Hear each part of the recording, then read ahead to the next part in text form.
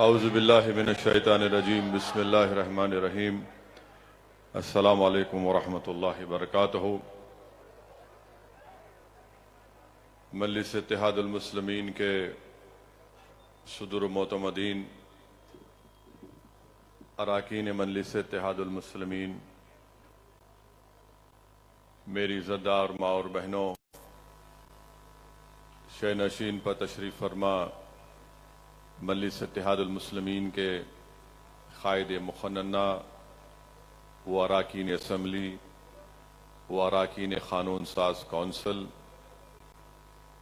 میں آپ تمام کو مجلس اتحاد المسلمین کے احیاء کے 65 سال مکمل ہونے پر آپ تمام کو مبارکباد دیتا ہوں، اور میں اس موقع پر اللہ سبحانہ و تعالیٰ سے دعا کرتا ہوں کہ اللہ سبحانہ و تعالیٰ اپنے فضل سے اور اپنے کرم سے اور نبی کریم محمد مصطفیٰ صلی اللہ علیہ وسلم کے وسیلے سے اللہ سبحانہ و تعالیٰ مجلس اتحاد المسلمین کے ان تمام مرحوم قائدین کو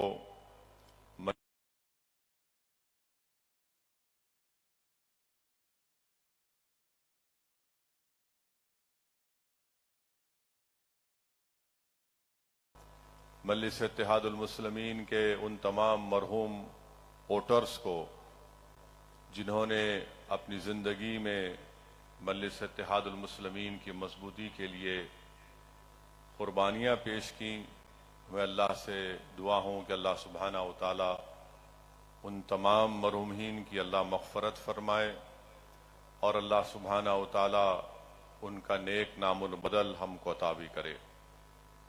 عزیزان ملت، معزز حاضرین اکرام،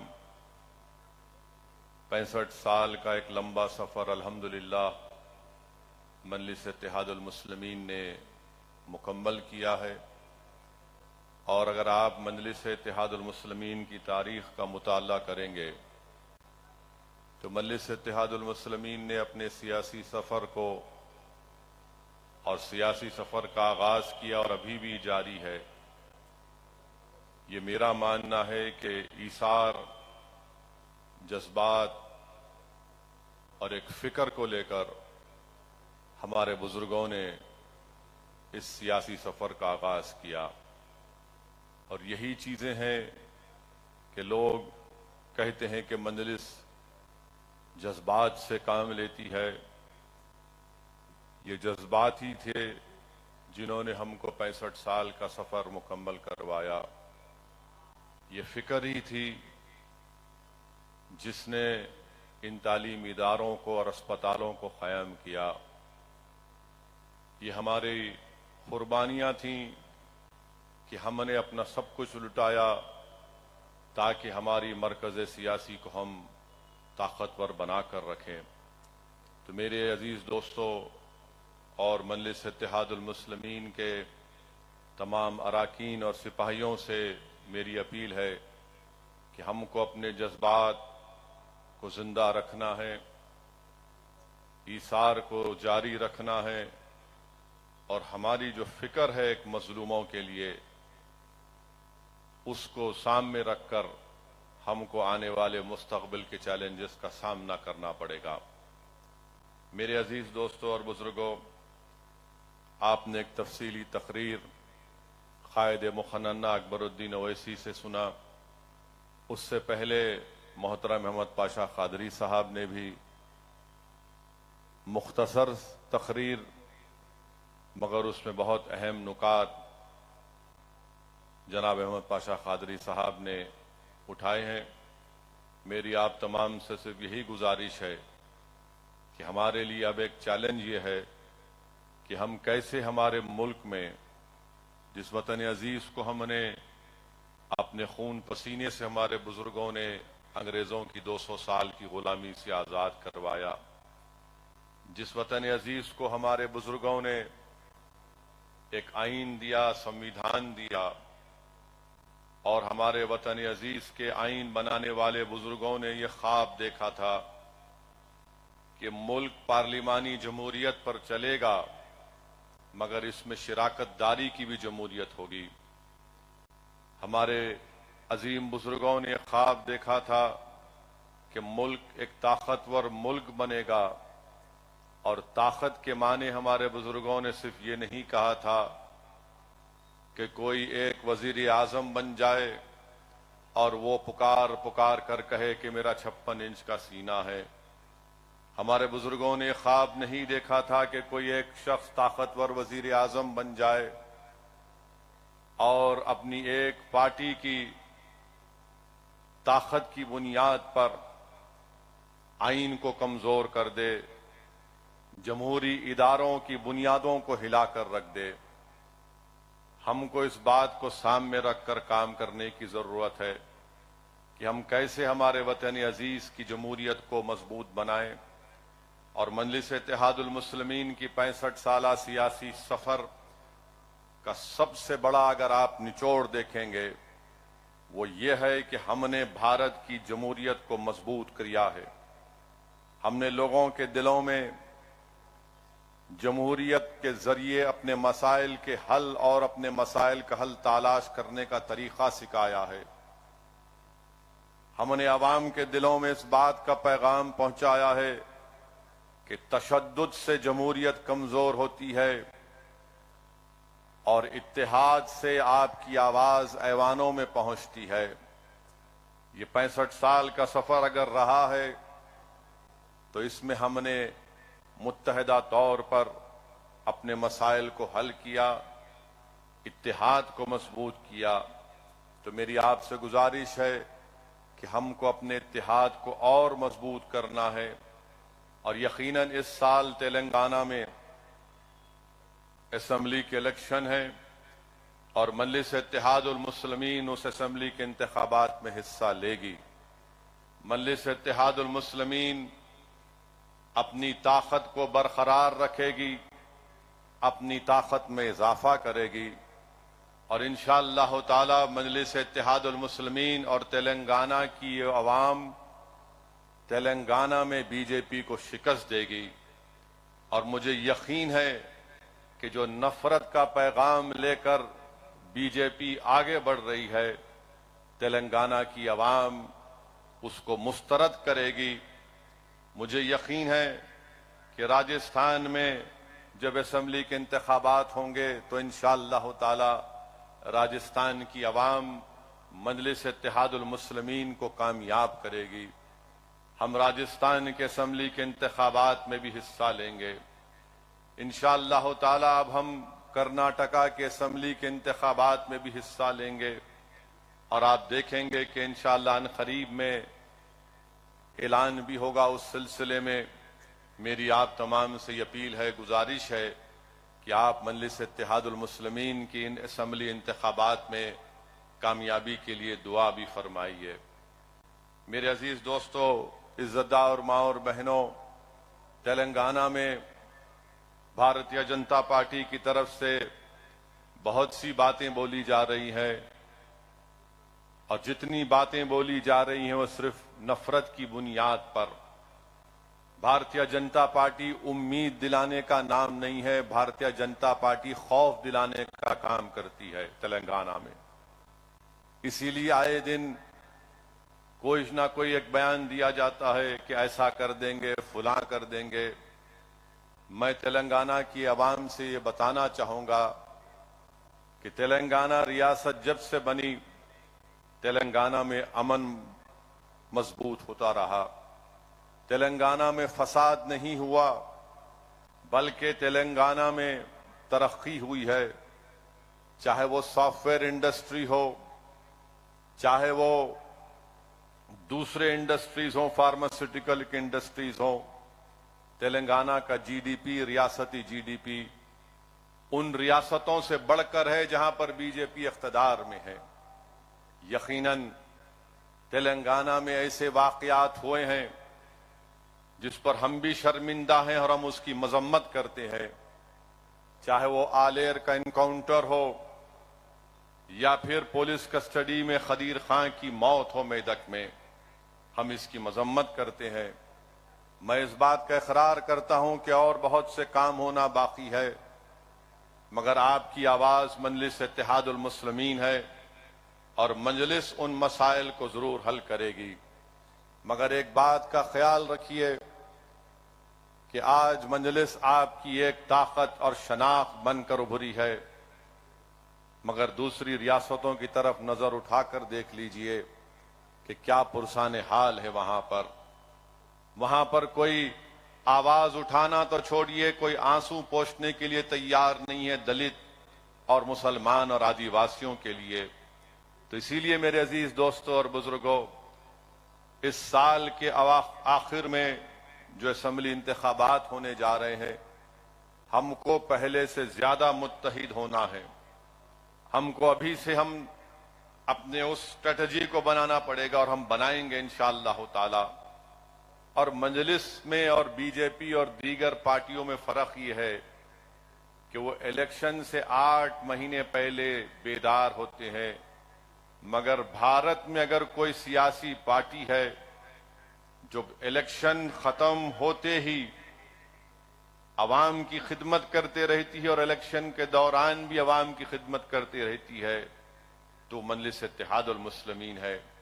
दारुस्सलाम जिस सरजमीन पर आज आप और हम बैठकर मजलिस इत्तेहादुल मुस्लिमीन के 65 साला जश्न को मना रहे हैं, यही दफ्तर में एमएलएज, एमपीज, कानून साज कौंसिल के मेंबर, अराकीन बल्दिया बैठकर अवाम की खिदमत करते रहते हैं और बीजेपी सिर्फ नफरत और जहर उगलते रहती है।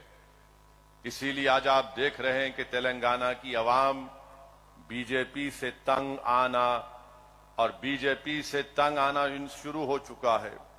और खास तौर से मैं तो तेलंगाना बल्कि पूरे भारत की महिलाओं से, हमारी इज्जतदार माँ और बहनों से पूछ रहा हूं कि जब आप वोट डालने जाएंगे तो गैस के सिलेंडर को नमस्कार या सलाम करके जाना। गैस का सिलेंडर को नमस्कार और सलाम इसलिए करना क्योंकि गैस के सिलेंडर में मोदी जी ने जो हवा छोड़ी है, इतना महंगा गैस का सिलेंडर हो चुका है कि आज कितना 1200 रुपये कितना हो गया?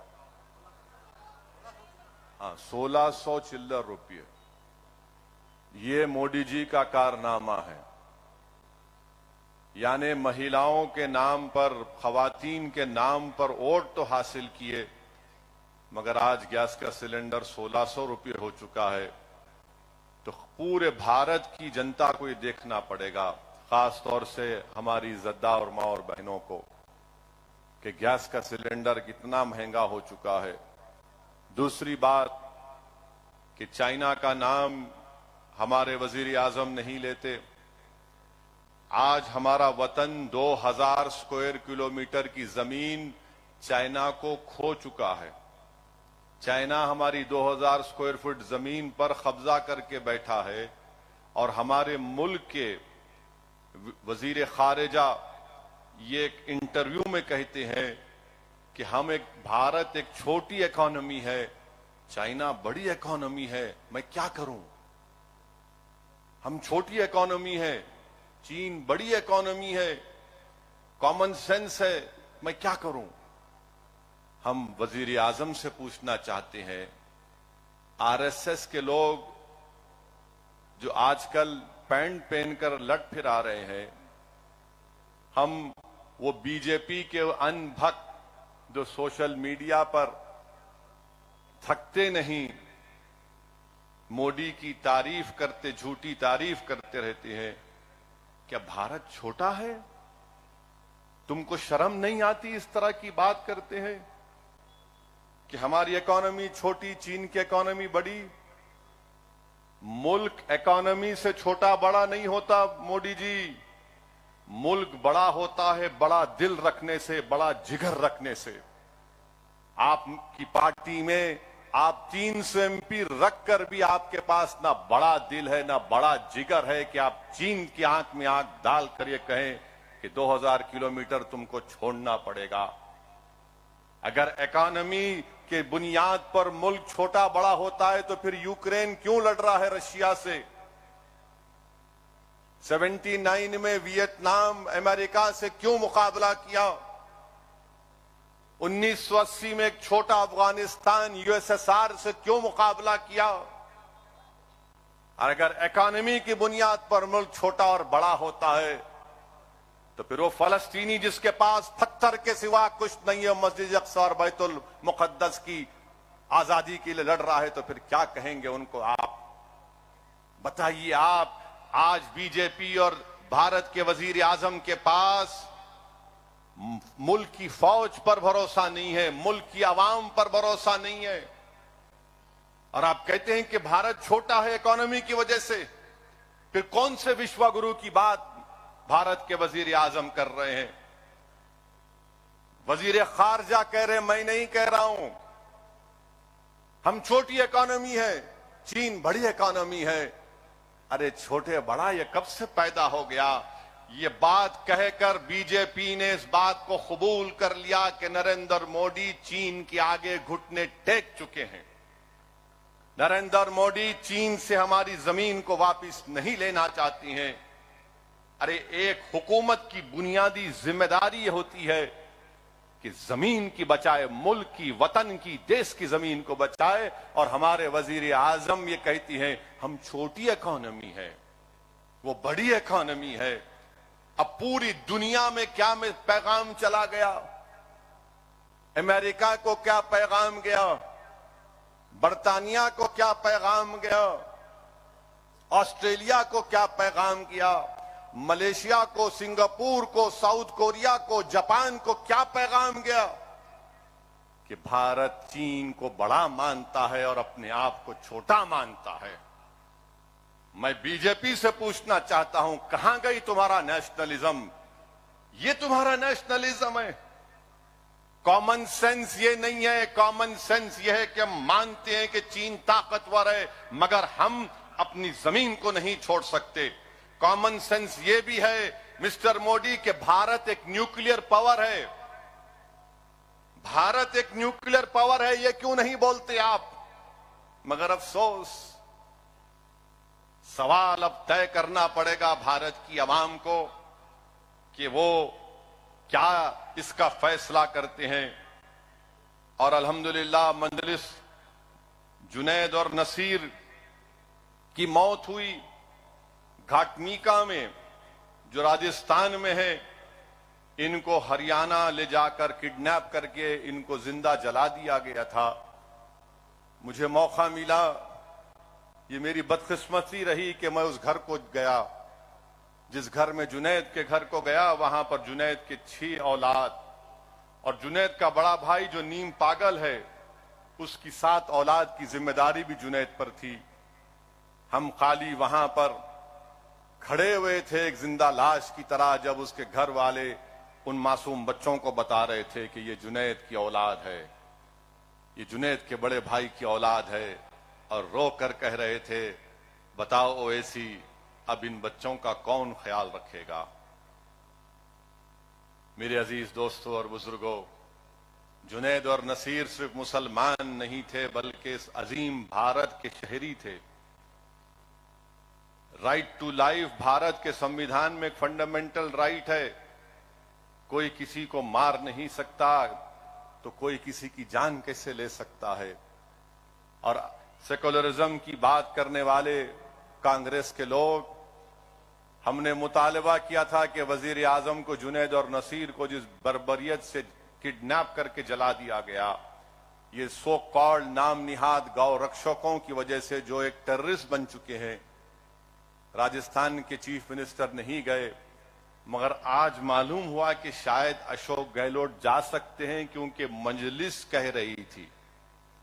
तो राजस्थान की आवाम ने देख लिया कि मैंने आज से 4 महीने पहले जयपुर में जाकर कहा था कि वजारती अखिलती बहबूद का बजट कम है, तो थोड़ा बढ़ा दिया गया, कुछ 300 करोड़ या 350 करोड़ कुछ किए। जुनैद और नसीर की मौत पर चीफ मिनिस्टर नहीं गए, बल्कि एक शादी में गए थे। वहां से चंद आधे घंटे के फासले पर घाटमीका था। अब मालूम हुआ कि शायद अशोक गहलोत भी जाएंगे। اور میں آپ سے وعدہ کر رہا ہوں کہ انشاءاللہ تعالی میدک کے خدیر خان ہو، جنید ہو، نصیر ہو، انشاءاللہ تعالی مجلس اتحاد المسلمین ان کی مالی امداد کرے گی. ان کے اکاؤنٹ کے ڈیٹیلز ہمارے پاس آئیں گے تو ہم انشاءاللہ تعالی ان کی بیواؤں کے اکاؤنٹ میں مجلس مالی امداد کرے گی. میں آپ سے وعدہ کر رہا ہوں کہ ہم ان خاندانوں کے ساتھ تھے اور ہے اور رہیں گے. اور کوثر محی الدین اور میدک کے صدر بھی خدیر خان کے افراد خاندان اور ان کی بیوہ کے ساتھ ہیں. اور مجھے ابھی کوثر محی الدین ایم ایل اے بتا رہے تھے کہ مجلس کے مقامی لوگوں کی نمائندگی پر خدیر خان کی بیوہ کو 2 BH کے منظور ہوا ہے اور انشاءاللہ تعالی ٹمبرسک اسکول میں اس بیوہ کو بھی نوکری کا انتظام کیا جائے گا. یہ بڑا ہی دردناک واقعہ ہے خدیر خان کا. جتنا بھی ہم مذمت کرے کم ہے. ہم تو تلنگانہ کی حکومت سے مطالبہ کرتے ہیں کہ پولیس والوں کے اوپر 302 کا سیکشن لگا کر ان پر کیس چلنا چاہیے. سسپینشن پنشمنٹ نہیں ہے. 302 کا IPC کا سیکشن ان پر لگایا جائے. مگر آپ کو معلوم میرے بھائی، جنید اور نصیر کو جن لوگوں نے رک جائیے جنید اور نصیر کو ان کے افراد خاندان نے جب پولیس والوں کے پاس جا کر کمپلین دی تو گھاٹ وہاں پہ پولیس کے لوگوں نے کہا نکلو یہاں سے باہر جاؤ. کوئی پولیس والے پہ کچھ نہیں ہوتا وہاں راجستھان میں، نہ ہریانہ، بلکہ ہریانہ کی حکومت نے تو ایک اسپیشل سیل بنا دیا ہے. یعنی ایک سو کال گاؤں رکشک جو چاہے کر سکتے، ان کو لائسنس ویپن دے دیا گیا. ایک ظلم ہو رہا ہے. اور مسلمانوں کو مار کر بی جے پی ان کی تڑپ کو دکھا کر، ان کی جلتی ہوئی لاشوں کو دکھا کر، ان کے منہ سے بہتا ہوا خون جو وارث کا تھا اور قاسم نامی بچے کو گولی مار کر بی جے پی ہریانہ میں اپنی سیاسی طاقت کو مضبوط بنانا چاہتی ہے. مگر یاد رکھیے، آپ جو سیاسی طاقت مضبوط بنا رہے ہیں اس سے دیش کمزور ہوگا. اس سے رول آف لا کمزور ہو رہا ہے، غنڈہ گردی بڑھ رہی ہے، ظلم بڑھ رہا ہے. اور ہم پوچھنا چاہتے ہیں بھارت کے وزیر اعظم سے، یہ پنجاب میں جو ایک صاحب آئے ہیں دبئی سے، ان کا نام امرت ہے اور بی جے پی بولتی ہے امرت کال ہے. بی جے پی کیا بولتی ہے؟ امرت کال ہے. یہ امرت کال میں یہ امرت کون ہے اور یہ امت خاموش کیوں ہے؟ اگر وہی بات اگر کوئی مسلمان بول دیتا تو ہمارے ٹی وی کے اینکر تو 24 گھنٹے چلاتے، وہ اویسی نے آج یہ کہا ہے، اس نے دیش کے بارے میں کہہ دیا ہے. مگر یہ کیا ہے بتائیے آپ؟ اس پر کچھ نہیں کہتے. اور آج الحمدللہ سپریم کورٹ کا ایک آرڈر آیا ہے کہ آرٹیکل 324 کے تحت، بھارت کی آئین اور سمویدھان کے تحت، چیف الیکشن کمشنر کا جو اپائنٹمنٹ ہے الیکشن کمشنر کا، سپریم کورٹ نے کہہ دیا کہ وزیر اعظم، لیڈر آف اپوزیشن اور چیف جسٹس آف انڈیا بیٹھ کر طے کریں گے. مجلس اس کا ویلکم کرتی ہے ڈیسیشن کا. بہت اچھا ہے. اب بیٹھ کر آپ الیکشن کمشنر اور چیف الیکشن کمشنر کو بنائیے. جمہوریت کا ایک ڈھانچہ ہے. اگر الیکشن کمیشن میں بہت طاقت ہے، بہت ان کو اختیارات ہیں، اور سپریم کورٹ نے صحیح آبزرویشن کیا کہ چاہے وہ کسی کی بھی سرکار ہو، الیکشن کمشنر کے 6 سال کی میعاد پوری نہیں ہوتی. اب امید کرتے کہ اس سے ٹرانسپیرنسی آئے گی، اس سے الیکشن کمشنر اور انڈیپینڈنٹ ہوگا، آزاد ہوگا. جمہوریت کے لیے بہت ضروری ہے کہ الیکشن کمیشن میں ٹرانسپیرنسی آئے اور اس کو اور انڈیپینڈنس ملے، جو بھارت کے آئین کی آرٹیکل 324. بلکہ اگر آپ کانسٹیٹیوئنٹ اسمبلی کے ڈیبیٹس کا مطالعہ کریں گے، جب آرٹیکل 324 پر بحث ہو رہی تھی تو سب نے کہا تھا کہ الیکشن کمشنر کو بہت اختیارات ملنے چاہیے. اسی لیے آپ دیکھتے ہیں کہ الیکشن کمشنر کو اگر ہٹانا ہے تو امپیچمنٹ جو جج کی ہوتی ہے اس طرح کا طریقہ کار دیا گیا تھا. تو تو یہ ہم کو کام کرنا ہے تلنگانہ کے اسمبلی الیکشن کے لیے. جہاں پر جو موجود ہمارے ذمہ دار ہیں میں ان سے اپیل کروں گا کہ آپ تیاری شروع کریے. کیا تیاری شروع کرنا کہ نفرت کا خاتمہ ہو, امن کی جیت ہو, اور تلنگانہ کی جو ترقی ہے اور خوشحالی ہے وہ جاری اور ساری رہے. آپ آئین کو چاہتے ہیں یا بلڈوزر کو چاہتے ہیں؟ آپ امبیڈکر کو پسند کرتے ہیں جو آئین کو بنایا, یا آپ بلڈوزر کو پسند کرتے ہیں؟ آپ محبت کو پسند کریں گے یا ظلم کو پسند کریں گے؟ اس بات کا فیصلہ آپ کو کرنا ہے. اور ہم انشاءاللہ تعالی آئین کو بچائیں گے, امبیڈکر کو کامیاب کریں گے تاکہ بلڈوزر ناکام ہو جائے. ہم امن کو کامیاب کریں گے تاکہ ظلم ختم ہو جائے. ہم طاقت حاصل کریں گے تاکہ مظلوموں کو ان کا اختیار مل سکے. یہ کام مجلس کرتی آئی اور کرتے رہیں گے. اس سرزمین سے ہمارے بزرگوں نے ہم کو یہی سکھایا تھا.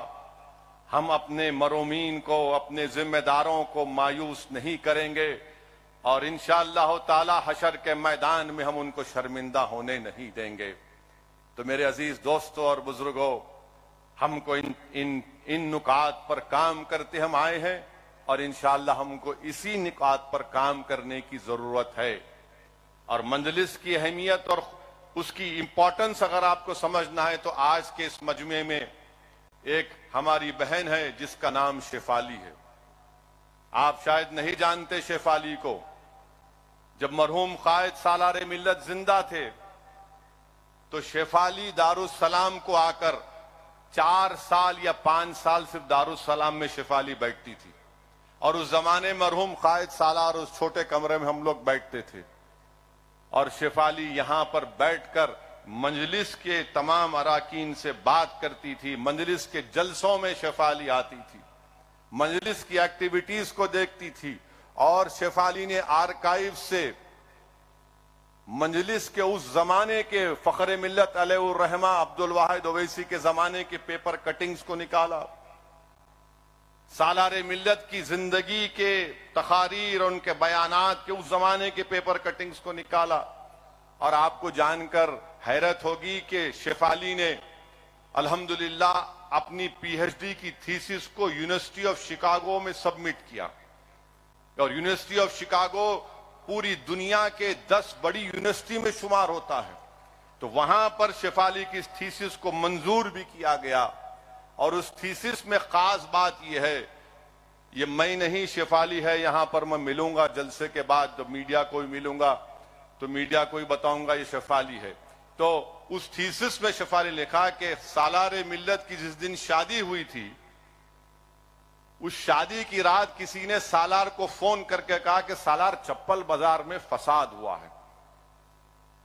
تو اس زمانے میں یہ نہیں تھا, یہ جھنجھنا نہیں تھا جو ہماری زندگی عذاب کر کے رکھ دیا.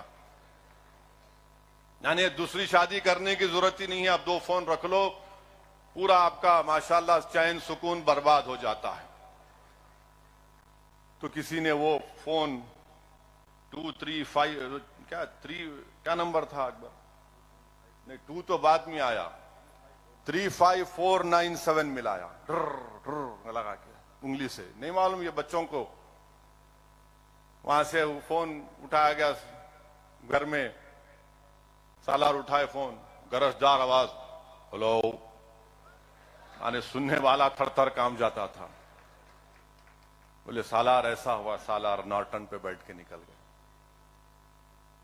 یہ نہیں دیکھا سالار نے کہ آج میری شادی کی رات ہے. میرے عزیز دوستو, انہی ہمارے بزرگوں کی قربانیوں کی وجہ سے ہم یہاں پر کھڑے ہیں.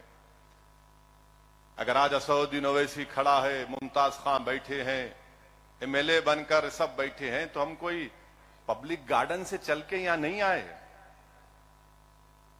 پبلک گارڈن سے چل کے یہاں نہیں آئے, ہم باغیامہ سے ان ہریالیوں پہ چل کے یہاں تک نہیں پہنچے. عبدالواحد اویسی کو 11 مہینے جیل کی صحبتیں برداشت کرنا پڑا. محمد غوث کو اپنی شہادت پیش کرنا پڑا. لوگ نہیں جانتے محمد غوث کو. اللہ اس کی خبر کو نور سے بھر دے جس شخص نے مجلس کے لیے ایک ایک سانس لی تھی، مجلس کے لیے اس محمد غوث نے اپنی جان کی قربانی کو پیش کیا۔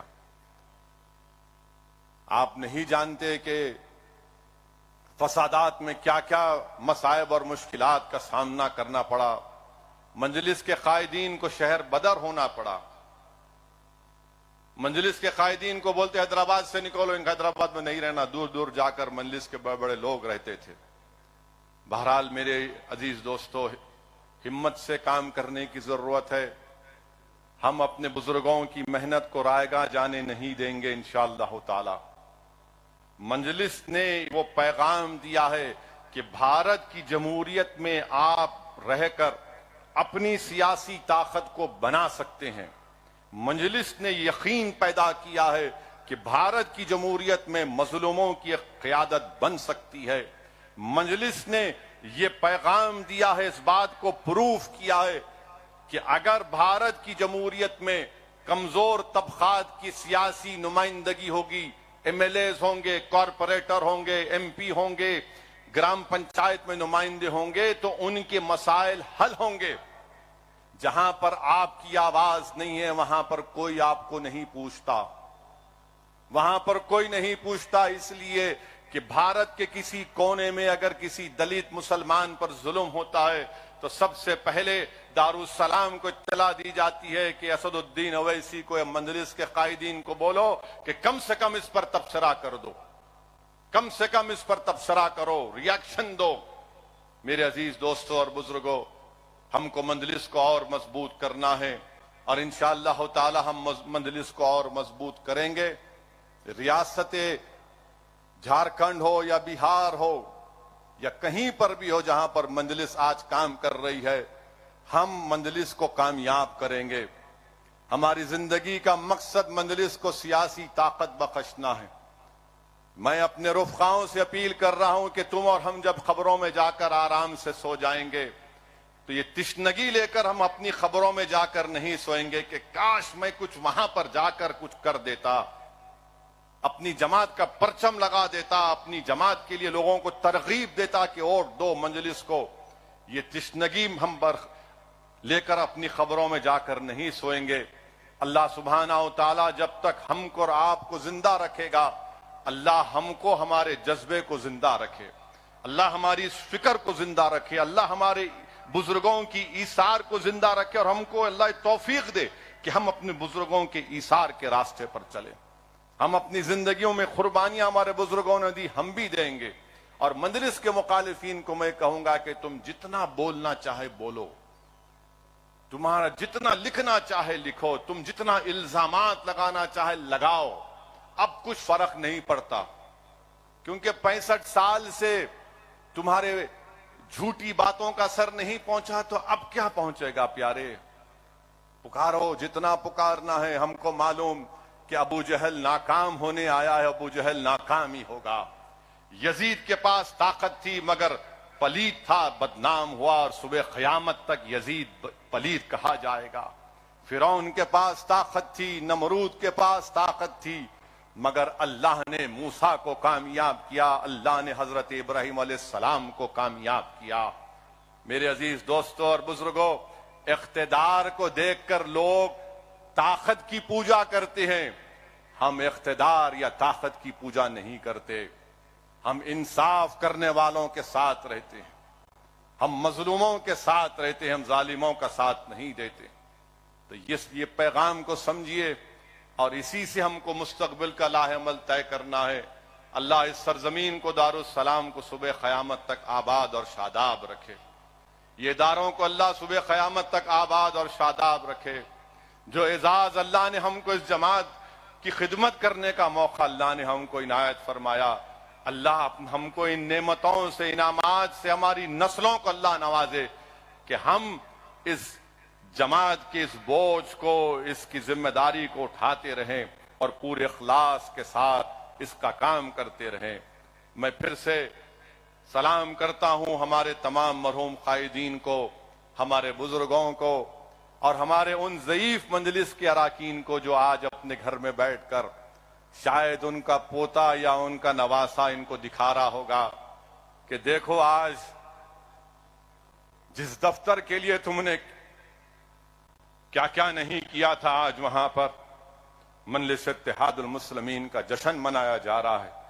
میں ان بزرگوں کو بھی سلام کرتا ہوں، میں اپنے ان بزرگوں کو یاد بھی کرتا ہوں جن کے پیروں کے پاس بیٹھ کر میں نے سیاست سیکھی۔ میں ان تمام اراکین کو شکریہ ادا کرتا ہوں جنہوں نے مجھے، اگر میں غلطی کرتا ہوں تو مجھے اپنے طریقے سے سمجھاتی ہیں کہ یہ راستہ ہے، یہ صحیح طریقہ ہے۔ یقیناً آپ کے مشوروں کی، آپ کی سرپرستی کی ضرورت ہے۔ یہ آسان کام نہیں ہے میرے عزیز دوستوں اور بزرگوں، ہم ایک مشکل کام کر رہے ہیں، مگر وہ زندگی کیا زندگی جس میں مشکلات نہ ہوں، وہ زندگی کیا زندگی جس میں چیلنجز نہ ہوں، وہ زندگی کیا زندگی ہے جس میں ظالم سے مقابلہ نہ ہو، وہ زندگی کیا زندگی نہیں جس میں ظالم سے مقابلہ کرتے ہوئے حق کی سربلندی کے لیے جان چلی جائے، وہی زندگی کامیاب ہوتی ہے۔ ارے بزدلوں کی طرح، گیدڑوں کی طرح ظالموں کے آگے گھٹنے ٹھیک دینا یہ زندگی نہیں ہے، یہ غلامی ہے۔ غلامی کرنا ہے تو زمین و آسمان کے خالق کی بنائی ہوئی زمین، اس خالق کی غلامی کرنا ہے۔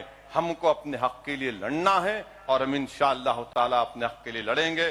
آپ تمام کا بہت شکریہ، آپ آئے، مگر میری اس بات کو سنیے، سمجھیے۔ اب تلنگانہ کے جو ذمہ داران ہیں، تلنگانہ کے الیکشن کے لیے تیاری کریے۔ یہ سمجھیے کہ اسمبلی الیکشن کا بگل بج چکا ہے۔ اب یہ سوچ کر ہم کو اپنے علاقوں میں، اسمبلی کے حلقوں میں، گاؤں میں جانا ہے اور اس پیغام کو پہنچانا ہے۔ وآخر الدعوانا الحمدللہ رب العالمین۔